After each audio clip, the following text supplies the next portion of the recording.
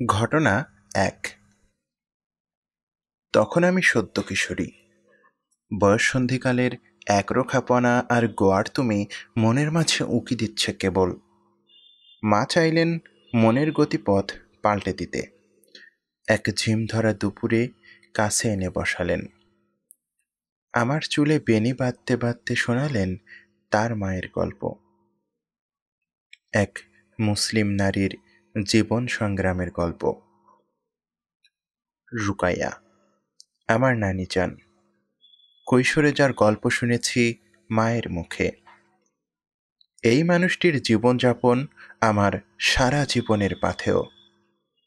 যখনই আচমকা ঝড় এসে জীবনকে তছনছ করে দিতে চেয়েছে, যখনই একরাশ শূন্যতা এসে গ্রাস করে নিতে চেয়েছে, তখনই প্রেরণা নিয়েছি নানিজানের জীবন থেকে। সংগ্রামী এই মানুষটি জগতের সব মন্দকে উপেক্ষা করে জান্নাত হাসিলের প্রাণান্তকর চেষ্টা করে গেছেন। তারই গল্প বলবো আজ। গল্পের সূচনাটা হয়েছিল ১৯ শতকের গোড়ার দিকে, দক্ষিণ পশ্চিম ভারতের মালেশ্বরম শহরে। গ্রীষ্মপ্রধান ছোট্ট এক শহর। সূর্যের খরতাপ সেখানে প্রতিদিনকার ব্যাপার। তেমনি এক রৌদ্রকরোজ্জ্বল দিনে এক মুসলিম পরিবারে খুশির জোয়ার এলো। সেই পরিবারে নতুন সদস্যের আগমন ঘটেছে। জন্ম হয়েছে এক কন্যা শিশুর। আর 10টা গতানুগতিক পরিবারের মতো মেয়ে সন্তানে অসুখী ছিল না তারা। আল্লাহর ফয়সালায় মা বাবা কৃতজ্ঞ ছিল। সামর্থ্যের মাঝে সবটুকু দিয়ে গ্রহণ করেছিল সন্তান মানুষ করার ব্রত। নতুন শিশুকে নিয়ে আধিক্যে তার অন্ত ছিল না বড় বোনটিরও। বোন আয়েশা খুশিতে আত্মহারা। নতুন খেলার সাথী পেয়েছে সে।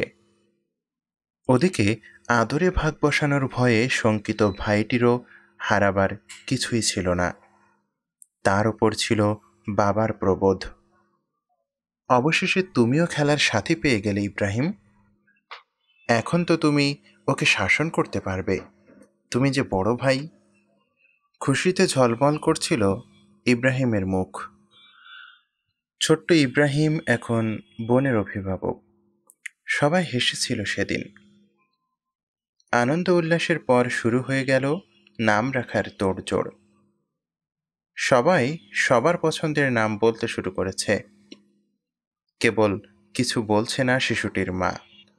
বেশ খানিকক্ষণ চুপ থাকার পর জন্মদাত্রী বলে উঠল, রুকাইয়া, এটাই হবে আমার মেয়ের নাম। শিশুর পিতা হাসল।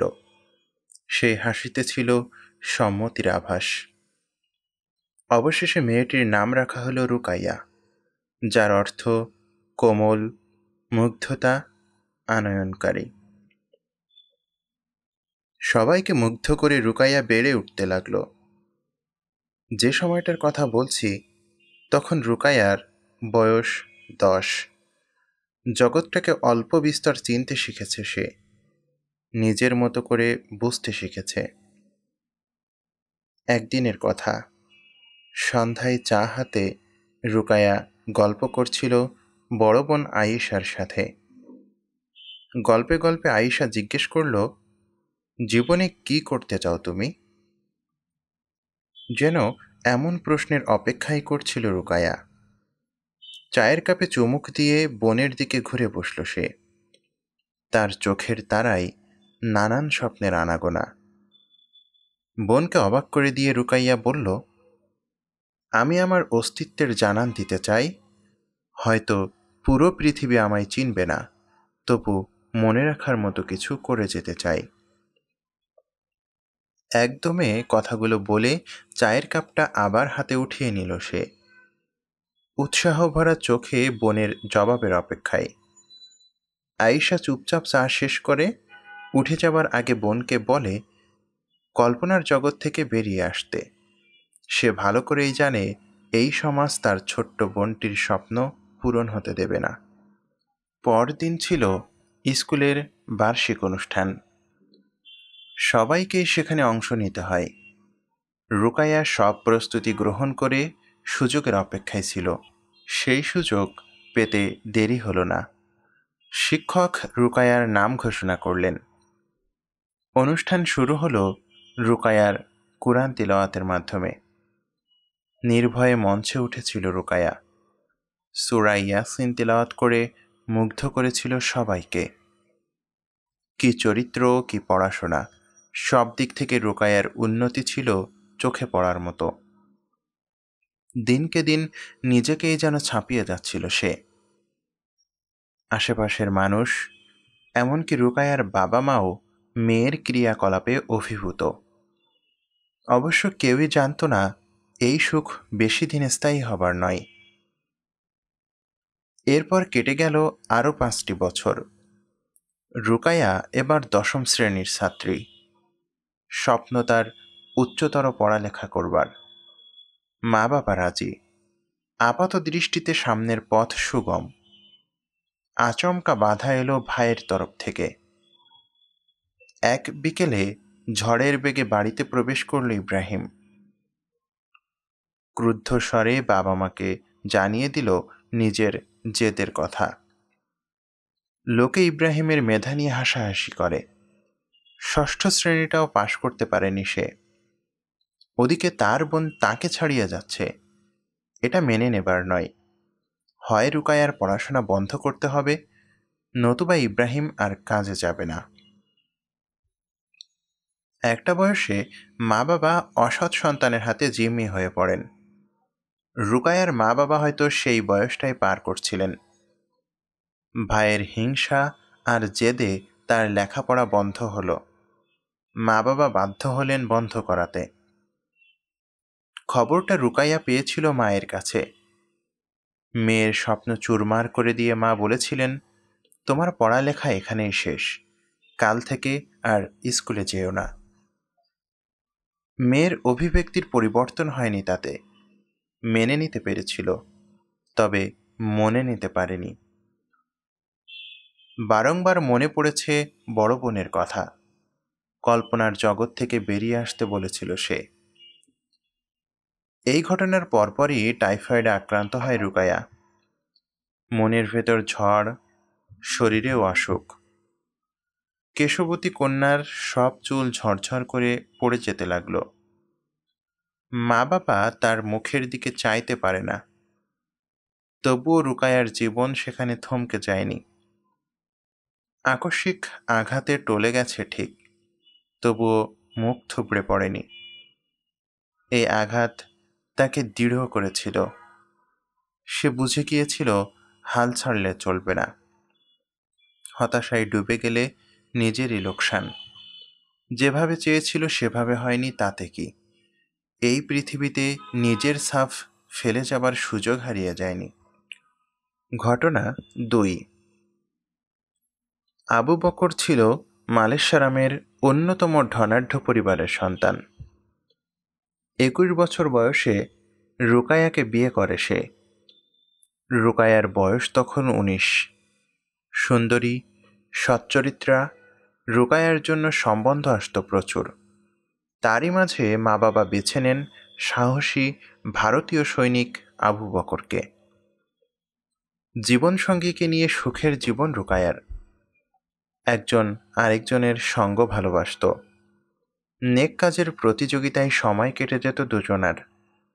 মনে হতো অপরিসীম সুখের পেয়ালা রব উপুড় করে ঢেলে দিয়েছেন এই দম্পতির মাঝে। এই সুখ টিকল 14 বছর। এরই মাঝে রুকাইয়ার গর্ভে এসেছে 7 সন্তান। 4 মেয়ে, 3 ছেলে। রমাদান মাস চলছে তখন।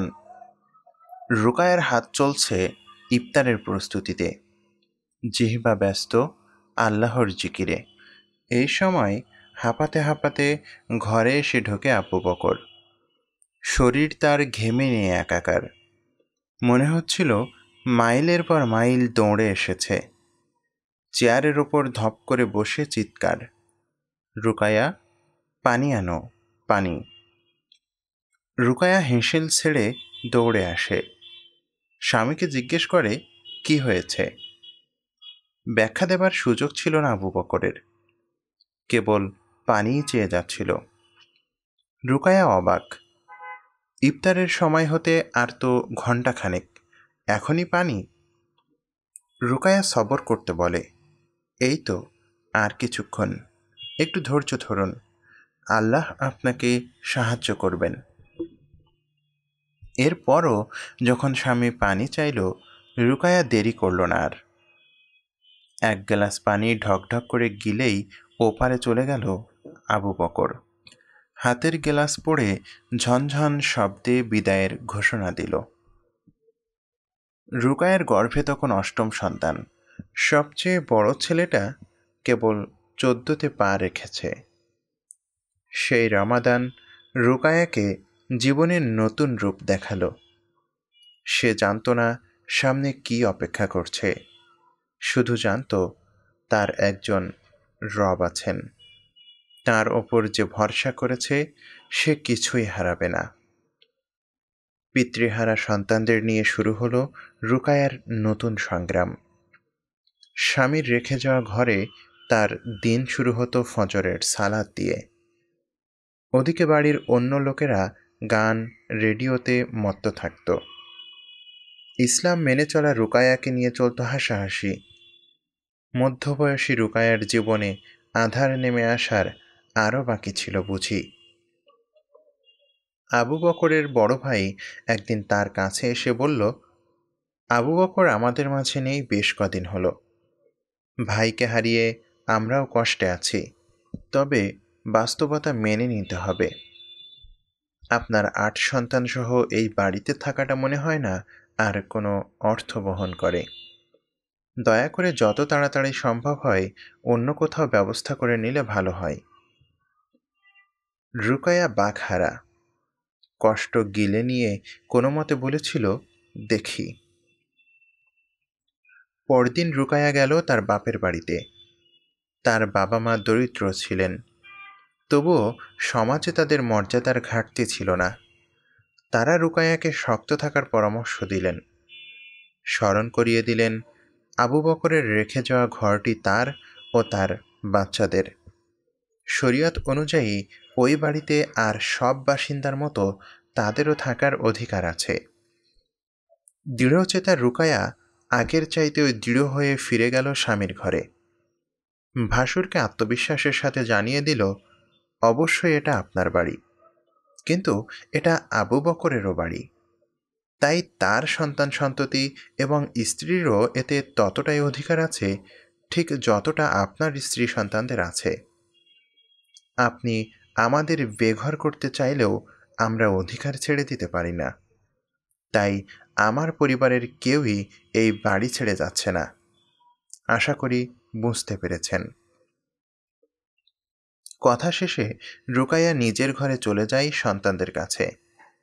আবু বকরের বড় ভাই বুঝতে পারে রুকায়াকে ঘরছাড়া করবার বৃথা চেষ্টা চালিয়েছে সে।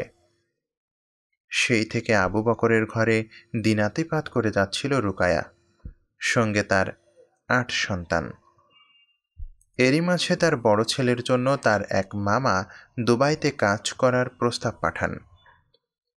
রুকায়া অবাক হয়ে ভাবতে লাগে রিজিকের কথা। আয় রোজগারের চিন্তায় যখন হিমশিম খাচ্ছিল, তখনই এই খবর। সত্যি, আল্লাহ যাকে সাহায্য করতে চান তাকে ঠেকাবার সাধ্য কার আছে। ভবিষ্যতের কথা ভেবে 15 বছর বয়সী ছেলেকে সে উৎসাহ দেয় কাজে যাবার জন্য। পরামর্শ দেয় যে কোনো পরিস্থিতিতে শক্ত থাকতে, শপথ করায় হালাল উপার্জনের। ছেলে মায়ের সব কথা মেনে নেয়। বড় সন্তান হিসেবে নিজের দায়িত্বের কথা অজানা ছিল না তার। ঘটনা 3। বড় ছেলে চলে গেছে দুবাইয়ে। রুকায়ার সংসার এখন 7 ছেলে মেয়েকে নিয়ে।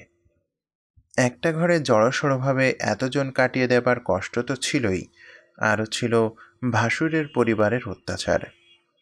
এই বাড়ি থেকে রুকায়াকে সমূলে উচ্ছেদ করতে চেষ্টার অন্ত ছিল না তাদের। রুকায়ার সন্তানেরা দিনের পর দিন খারাপ ব্যবহারের শিকার হতে লাগল। তাদের সব নীতি ভীষণ একচোখা।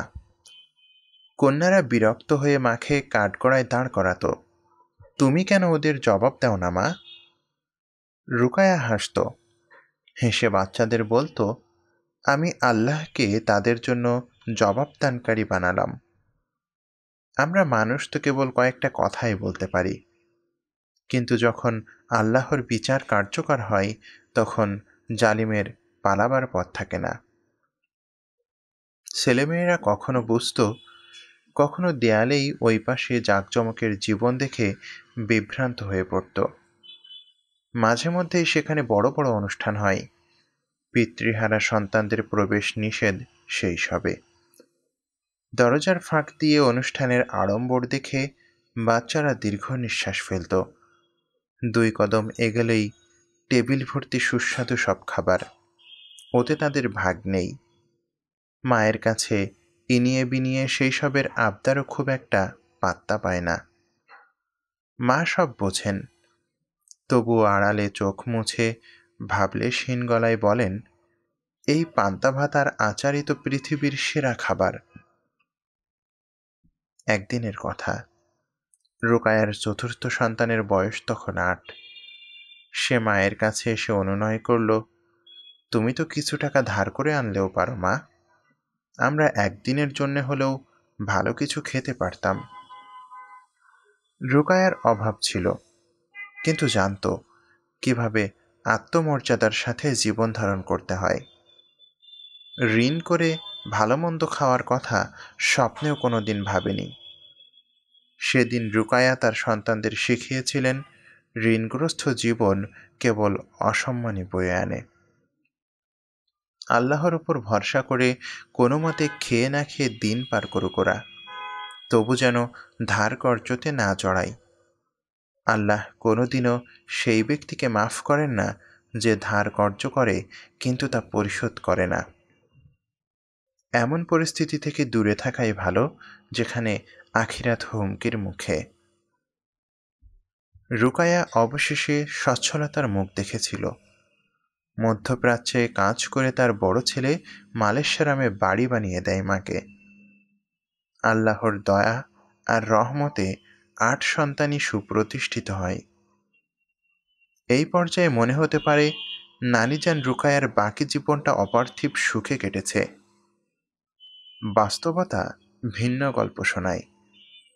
পরম করুণাময় তার বান্দিকে আবারও ধৈর্য পরীক্ষায় ফেলেছিলেন।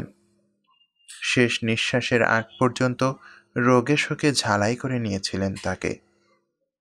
নানিজানের শেষ জীবনটা কাটে হাসপাতালে। 1995 সালে হাসপাতালের বিছানাতেই তার মৃত্যু হয়। কৈশোরে মা আমায় কেন নানিজানের গল্প শোনাতেন তা আজ বুঝি। এই মানুষের গল্প জানতাম বলেই কখনো কোনো অপ্রাপ্তিতে রবের কাছে অভিযোগ করিনি। কখনো বলিনি, আমার সাথেই কেন এমন হয়। বারংবার ভেবেছি, এই অভিযোগ যদি আমার নানিজান করতেন। কৈশোর থেকে বার্ধক্য পর্যন্ত তার জীবনে ঘাত প্রতিঘাত এসেছে, তিনি থেমে যাননি তাতে। কখনো ভাবেননি তাকেই কেন এই পরীক্ষা দিতে হবে, বরং রবের সন্তুষ্টির আশায় সব বাধা বিপত্তি মাড়িয়ে সামনে এগিয়ে গেছেন। নানিজান চেয়েছিলেন পৃথিবীতে তার অস্তিত্বের জানান দিতে। পরম করুণাময় তার ইচ্ছে পূরণ করেছেন। প্রজন্ম থেকে প্রজন্মে আমরা তার গল্প বলে যাই। আমার মা বলেছেন, আমিও বলি, হয়তো আমার সন্তানরাও বলবে। কি চমৎকার জীবন ছিল তার। চলে গেছেন, তবুও রয়ে গেছেন হৃদয় জুড়ে। একটি বিদেশি গল্প থেকে অনুদিত।